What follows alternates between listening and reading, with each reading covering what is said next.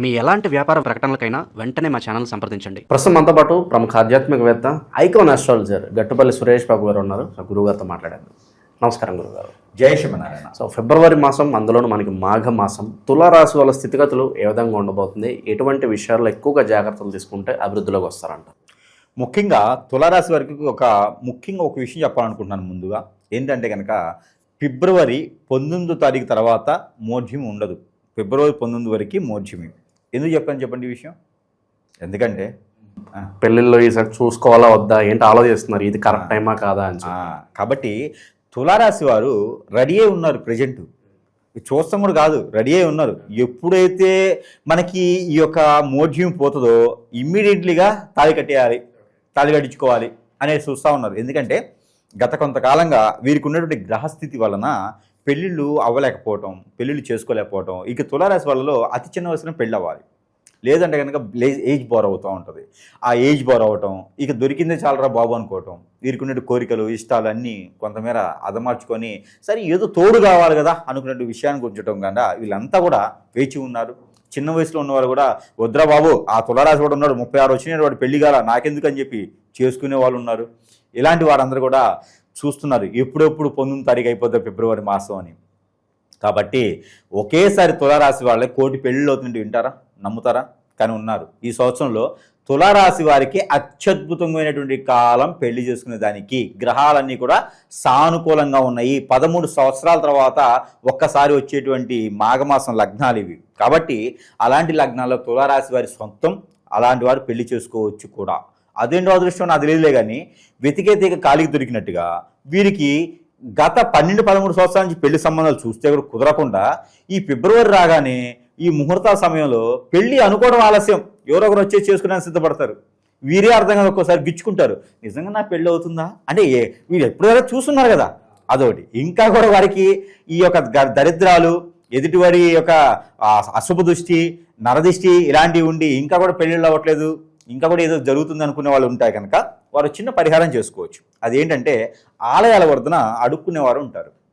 అడుక్కునేవారు పెద్దవారు ఉంటారు, ఆడవారు ఉంటారు.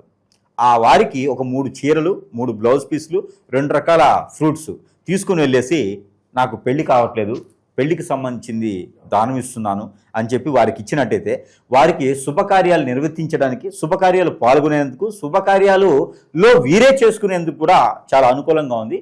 పెళ్లి అయ్యి పిల్లలు పుట్టిన వాళ్ళు కూడా ఈ పరిహారం చేసుకోవచ్చు. అలానే ఆవు పాలు ఒరిజినల్గా దొరికితే చాలా మంచిది. లేదు అంటే కనుక ఆవు పాలు టెట్రా అయినా పర్వాలేదు, మరి ఏం చేస్తాం. అలానే టెట్రా పాలు తీసుకొచ్చి దాంట్లో రుద్రాభిషేకం అని ఉంటుంది. ఎక్కడైనా ఆలయాల్లో రుద్రాభిషేకం అంటారు. చమ్మక నమ్మకం చదువుతూ రుద్రుని అభిషేకిస్తూ చేస్తున్నటువంటి రుద్రాభిషేకం. అసలు రుద్రాభిషేకం ఎలా చేయాలో తెలుసా అండి? పుట్టమన్ను తేవాలి. పుట్టమన్ను తెచ్చి దాన్ని జల్లి కట్టాలి. జల్లి కట్టిన తర్వాత అది మట్టిలా వస్తుంది, బంకమట్టిలా వస్తుంది. ఆ బంకమట్టిలో పన్నీరు వేసి బంకమట్టిని రుద్రుడిని చేయాలి. రుద్రుడు అంటే శివుడు, శివ భగవాన్ని చేయాలి. ఆ శివ భగవాన్ని చేసి 11 రోజులు నీడని ఎండబెట్టాలి. ఎండబెట్టిన నీటిన తర్వాత ఒక ఏకాదశి రోజున కానీ పౌర్ణమి రోజున కానీ ఈ యొక్క అభిషేకం చేయాలి. రుద్రునికి అభిషేకం అంటే అది మన వాళ్ళు చేస్తారు. శివాలయంలో రుద్రాభిషేకం చేస్తారు, ఎక్కడ కావాలంటే అక్కడ రుద్రాభిషేకం చేస్తారు. రుద్రునికి అభిషేకం అంటే ఈ రకంగా చేయాలి. అలా చేసినటువంటి అభిషేకం ప్రత్యేకించి పిల్లలు పుట్టడానికి, పెళ్ళైన వారికి ఎన్ని సంవత్సరాలు ఎదురు చూసినా పెళ్లి కావట్లేదు, కాలసర్పదోషం, నాగదోషం, కుజిదోషం, పితృదోషాలు ఇలాంటి ఏమైనా ఉన్నాయి, కలత్ర దోషాలు ఉన్నాయి, గ్రహ దోషాలు ఉన్నాయి అంటే కనుక ఈ రుద్రాభిషేకం నేను చెప్పినట్టు చేస్తే ఖచ్చితంగా వారికి ఇలా చిటికలో పెళ్ళవుతుంది. విదేశీయానంకి వెళ్ళాలన్నమాట, ఇలాగ రుద్రాభిషేకం చేస్తే పెళ్ళవుతుంది, విదేశీయానికి. ఇది తులారాశి వారి యొక్క సొంతం. కాబట్టి ఇలాంటి అభిషేకం చేసుకుని చాలా మంచిది. ఉద్యోగ వ్యవస్థ కావచ్చు, నిరుద్యోగుల వ్యవస్థ కావచ్చు, వీళ్ళకి ఎలా ఉందంటారు? ఇక తులారాశి వారు 2020 సంవత్సరం ఫిబ్రవరి మాసంలో ఉద్యోగం కోసం అయితే ఎదురు చూసేటువంటి అవసరం లేదు. వీరికి ఏంటంటే వీరికి ఉన్నతమైనటువంటి కుటుంబాలు, ఉన్నతమైన స్థానం ఉంటుంది వీరికి. వీరు అంత ఈజీ మనుషులు కాదు తులారాశి వారు. మంచి ఉన్నతమైనటువంటి స్థానంలో ఉన్నటువంటి కుటుంబాల్లో పేరు ప్రఖ్యాత కాంచిన వారికి వీరు జన్మిస్తారు. అంత తక్కువ కాదు వీరు. వీరు ఇంకో 10 మందికి ఉపాధి అవకాశాలు కల్పించే స్థాయిలో ఉంటారు, కానీ వీరు ఉద్యోగం చేసే స్థాయిలో ఉండరు. అంటే ఎక్కడో అడపతడప ఉంటారు, ఒకళ్ళిద్దరు ఎలమెన్ లెక్కేసుకోవచ్చు. తులారాశి వారా అంటే ఏదో చిన్న ఉద్యోగం చేస్తున్నాను తక్కువ మంది ఉంటారు. వాళ్ళు కూడా ఒక 1 year 2 years జాబ్ చేస్తే మంచి స్థానానికి వెళ్తారు. మళ్ళీ మన కళ్ళ ముందు ఇలానే ఉంటాం, ఒక టీ పాయింట్లో టీ తాగుతుంటాం, 2 సంవత్సరాల టీ తాగుతూ ఉంటాడు. ఏంట్రా అంటే ఆ కారులోంచి దిగుతాడు. ఆడు ఎవరే అంటే తులారాశి వారు. కాబట్టి అలాంటి తులారాశి వారికి ఉద్యోగ వ్యవస్థ లేదంటే చిన్నపాటి జాబో పెద్ద జాబ్ అని కాకుండా ఫిబ్రవరి మాసంలో 15వ తారీఖు తర్వాత జాబ్ ప్రయత్నం అయితే చేయొచ్చు. మంచి జాబ్ అయితే వస్తుంది. ఇక వీరు సెంట్రల్ గవర్నమెంట్ జాబ్స్ అయితే ఖచ్చితంగా వస్తాయి. వీరు ప్రయత్నం చేయాలి. ఉదయించే సూర్యునికి నీళ్లు ఆర్జనివ్వాలి. అలానే 7 మిరియాలు తీసుకొని నీళ్లతో పాటు మిరియాలు కూడా ఆర్జనివ్వాలి. ఇలాగా 7 రోజులు చేయాలి లేదా 11 రోజులు చేయాలి. ఇక జీవితకాలం చేసిన ఇబ్బంది ఏం లేదు, వాళ్ళే ఓపిక దిగి చేసుకుంటే కనుక వారికి జాబ్ పరంగా ఏదైనా వీరికి ఇంట్లో చేసే జాబులు ఉంటాయి కదా, వారి తర్వాత ఇచ్చే జాబులు, అలాంటి జాబుల్లో లిటిగేషన్స్ ఉన్నా, కోర్టు వ్యవహార లిటిగేషన్స్ ఉన్నా కూడా వీరికి సూర్య నమస్కారాలు, సూర్యునికి ఉదయించే సూర్యుడికి నీళ్లు ఆర్జనివ్వటం లాంటివి చేస్తే ఖచ్చితంగా వీరికి మంచి ప్రతిఫలం అయితే వస్తుంది. ఇక భార్య భర్తల మధ్యన తగాదాలు ఉండడం, పిల్లల పెద్దల మధ్యన గొడవ అవడం, ఆస్తి తగాదాలు రావడం, ఆరోగ్య సమస్యలు ఉండటం, ఇలాంటివి చాలామంది బాధపడుతూ ఉంటారు. అలాంటి బాధపడే వాళ్ళు కానీ ఏ పని చేసినా ముందుకు వెళ్ళట్లేదు నాయన, అసలు ఏం జరుగుతుందో నాకు అర్థం కావట్లేదు అంటారు. ఇలాంటి వాళ్ళందరికీ కూడా అష్టదిబ్బందులు ఉంటాయి. అవి మనం మాట్లాడదాం. అయితే దేని గురించి కాకుండాను ఇక మనకి ఇలాంటి జాతక ప్రకారంగా కూడా నాకు ఇట్లా బాగుండట్లేదు, ఏం చేసినా ముందుకట్లంటే కనుక నరదిష్టి నరఘోష ఖచ్చితంగా ఉంటుంది. తులారాశి వారు వీళ్ళు ఎలా ఉంటారో తెలుసా అండి, చాలా చక్కగాను ఎవరిలో కూర్చున్నా కూడా వారిని చూసేలా ఉంటారు, ఆకర్షితంగా ఉంటారు, చాలా అందరిని ఆకర్షిస్తూ ఉంటారు. అంటే శివుడికి శివ భగవాన్లాగా, రాముల వారి భక్తులకి రాముల వారిలాగా, అంటే ఎవరు ఏ రూపంతో చూస్తారో ఆ రూపంతో దర్శనం ఇచ్చేటువంటి వారే తులారాశి వారు. వారి సొంతం అది ఎందరిని ఆకట్టుకునే తత్వం అందరిలో ఉండదండి, అది ఎవరిలోనూ ఒకరిలో ఉంటుంది. అదే చాలా చాకచక్యం అంటారు. మనకి ఎన్టీ రామారావు గారు, ఏఎన్ఆర్ ఎలా అయితే అందరిని ఆకట్టుకుంటూ ఉంటారో, రజనీకాంత్ గారు, కమల్ హాసన్ గారు, ఇప్పుడు ఉండేటువంటి వీరు కాదు, అప్పుడు ఉన్నటువంటి వారు, తరతరాలు మారిన తరగని చిరునామాలాగా అలాంటి అవతారం ఉన్నది అంటే కనుక అవతార పురుషంగా ఉన్నటువంటి వారు తులారాశి వారి సొంతం. ఇకపోతే వారికి ఇంకా ఇలాంటి వాటిలో మనకి ఇంకా బయటికి రావాలి, నరదిష్టి పోవాలి, ఏదనుకుంటే అది ముందుకు రావాలి, మనం అనుకున్నట్టు భార్యాభర్తల మధ్య కోర్టు విషయాలు, పిల్లల పెద్ద మధ్య గొడవలు, ఆస్తగాదాలు ఇట్లాంటివి ఉన్నాయి అనుకుంటే కనుక వారు ఒక చిన్న పరిహారం చేసుకోవచ్చు. పట్టిక ఉంటుంది. ఈ పట్టిక మనం తినేది కాదు, ఇంటికి కట్టుకునే పట్టిక తీసుకొచ్చి దాంతోపాటు లవంగాలు 2 తీసుకొచ్చుకొని సాయం సంధ్య వేళలో ఒకేసారి 7 సార్లు తల చుట్టూ తిప్పుకొని ఎక్కడ పారేడు నీటిలో కానీ వేస్తే కనుక ఖచ్చితంగా వీరికి మంచి సానుకూల వాతావరణం లభ్యపడుతుంది. అలానే 2 ఒత్తులేసి ఏదైనా అమ్మవారి ఆలయంలో దీపారాధన చేసుకున్నట్టు కనుక అన్ని రకాల పేరు ప్రఖ్యాత, హోదా, డబ్బు, పలుకుబడి అన్నితో పాటు అన్ని రకాలు కూడా వీరికి సానుకూల వాతావరణం పడుతుంది. జాబులు కూడా వీరికి వచ్చేట అవకాశం ఉంటుంది. గురుగారు, అలాగే శత్రువులు ఎక్కువగా ఉన్నారు, లేదంటే మేమేం కొనుక్కున్నా కూడా అభివృద్ధిలోకి వస్తున్నా కూడా పక్క వాళ్ళు చూడలేకపోతున్నారు, ఏడుపులు ఎక్కువగా ఉన్నాయి, నరఘోష నరదిష్టి ఉంది, అలాగే అన్యోన్యంగా ఉంటారు భార్యాభర్తలు, వీళ్ళతో ఎఫ్ఐఆర్ పెట్టుకోవాలనో, వీళ్ళని విడదీసి వాళ్ళ వైపు మళ్లించుకోవాలనో, ఏదో ఒక మందు పెట్టడమో, చెడు క్రియలు ఇలా చేస్తూ ఉంటారు. దీని బారిన చాలామంది పడి ఇబ్బంది పడుతున్నారు. మరి దీనికి సొల్యూషన్ ఏంటని చాలామంది అడుగుతున్నారు. గురుగారు ఏం చెప్తారు వీటికి? ఖచ్చితంగా మనకి ఇప్పుడు కలియుగంలో ఉన్నాం. 2026 సంవత్సరంలో ఉన్నప్పటికీ కలియుగంలో ఉన్నాం. ఈ కలియుగ శాతం కూడా పాపాలు, కర్మలు ఎక్కువగా ఉంటాయి. దీనికి తగ్గట్టుగా ఎక్కడంటే కనుక ఎక్కడ ఉంటుందంటే ఈ ప్రాబ్లము, ఎవరైనా సుఖంగా బతుకుతున్నారన్నా, అంటే నలుగురు ముందు నవ్వినా కూడా చాలా సమస్యే, కొందించుకోవడమే.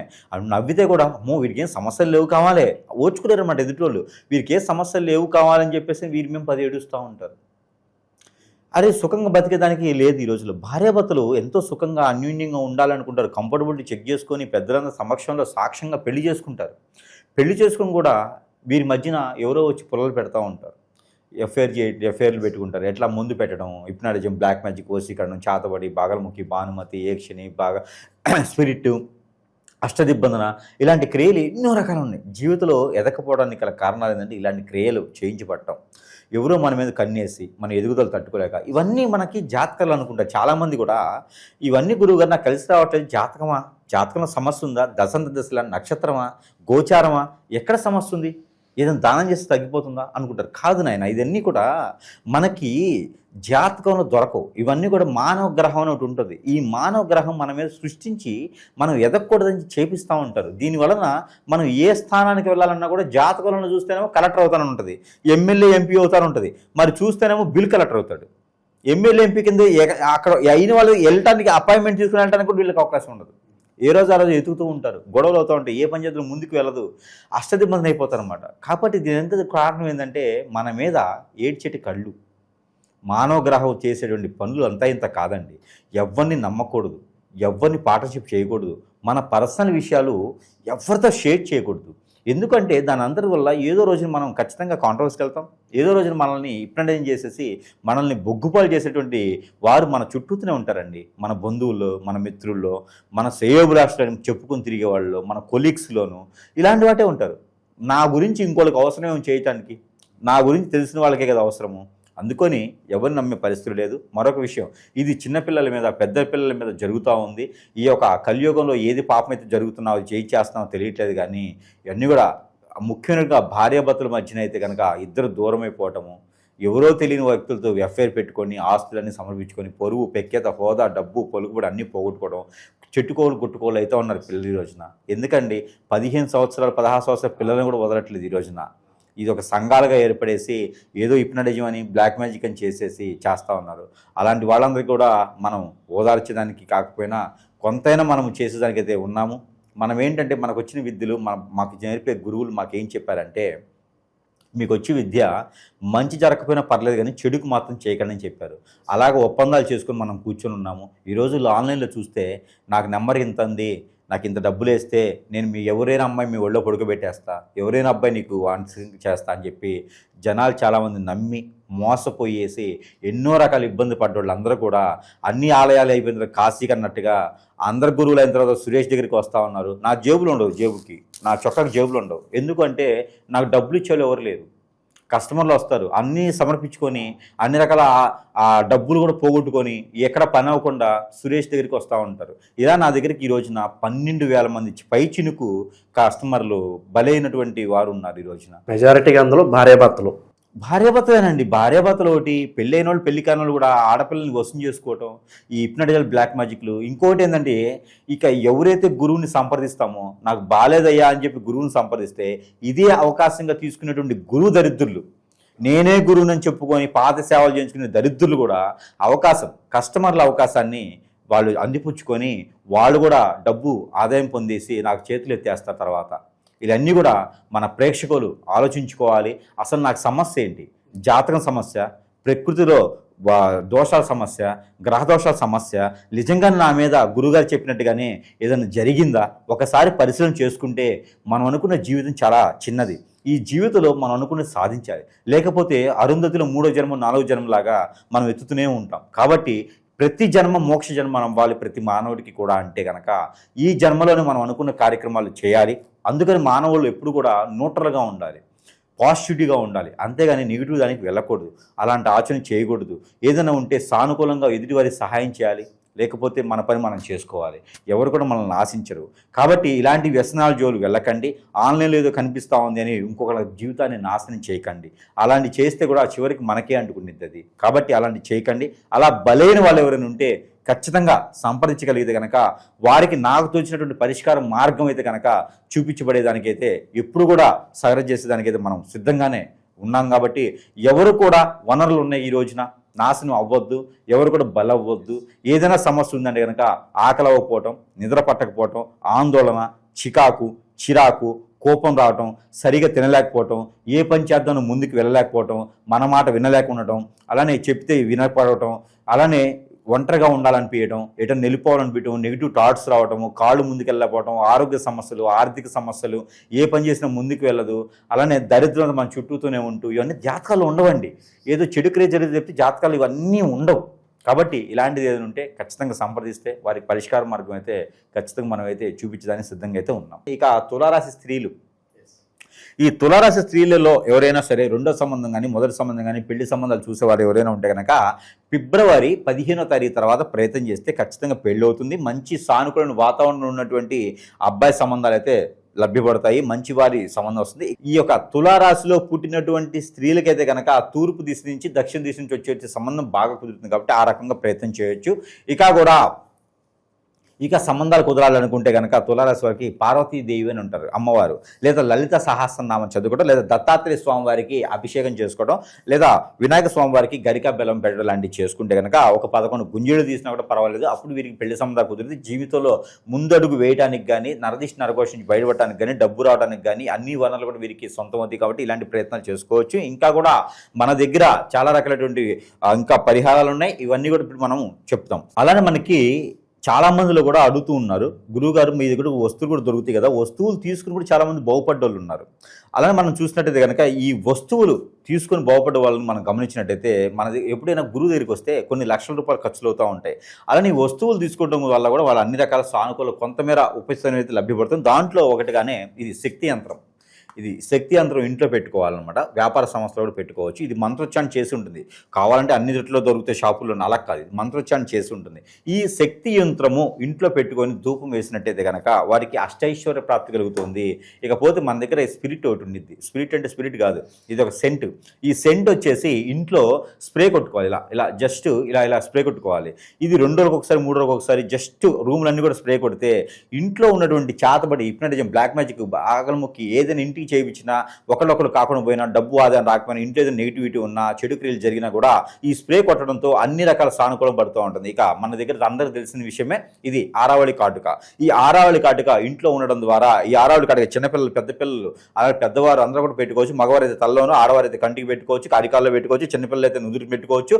ఈ ఆరావళి కాటుకు పెట్టుకోవడంతో నరదిష్టి, నరకోశ అన్నీ కూడా దూరం అయిపోతూ ఉంటాయి. ఇకపోతే సెంటు, ఈ యొక్క సెంటు కూడా నరదిష్టి, నరకోశే కాదండి, మన మీద చేతబడి కానీ, అష్టదిబ్బంది కానీ, బాగలముఖి కానీ, స్పిరిట్ కానీ, మందు పెట్టడం కానీ జరిగితే కూడా అవి కూడా పటాపంచులు అయిపోయేసి అన్ని రకాల సానుకూల పడే వాతావరణం ఉంటుంది. ఎక్కడైనా డబ్బు కోసం, ఆదాయ వనరుల కోసం, జాబ్ కోసం వెళ్ళే వాళ్ళందరూ కూడా మనమే చెడు దృష్టి పడకుండా ఎందుకు సెంటు వాడుకోవచ్చు. అలానే ఈ యొక్క అష్టదిబ్బందుల ముడుపు, ఈ అష్టదిబ్బందుల ముడుపు కూడా ఇంట్లో ప్రతిరోజు నిష్ఠినిధంగా ధూపం వేసుకుంటే కనుక ఇంట్లో నెగిటివిటీ ఒకటే కాదు, మనలో ఉన్నటువంటి, మన మనసులో ఉన్నటువంటి చెడు క్రియలు కూడా అన్ని కూడా పటాపంచలు చేసేలా ఉంటుంది. కాబట్టి ఇలాంటి క్రియలు కూడా వాడుకోవచ్చు. ఇవన్నీ కూడా సరస్వైనటువంటి ధరల్లోనే ప్రేక్షకుల వద్దకే, అంటే వారి చెంతకే చేర్చేటువంటి సదవకాశాలు మన దగ్గర ఉన్నాయి. ఇవన్నీ కూడా మంచి వాతావరణంలో చేసినవి, ఇవన్నీ కూడా మంత్రోచ్చారణ చేసినవి. కాబట్టి వారికి ఎలాంటి సమస్య కూడా చిటికలో పటాపంచలు చేసేలా ఉంటుంది. కాబట్టి ఇవన్నీ కూడా సద్వినియోగం చేసుకొని అందరినీ కూడా సానుకూల పడేటువంటి వాతావరణం లభించేయాలని నా ఒక చిన్న ఆశ.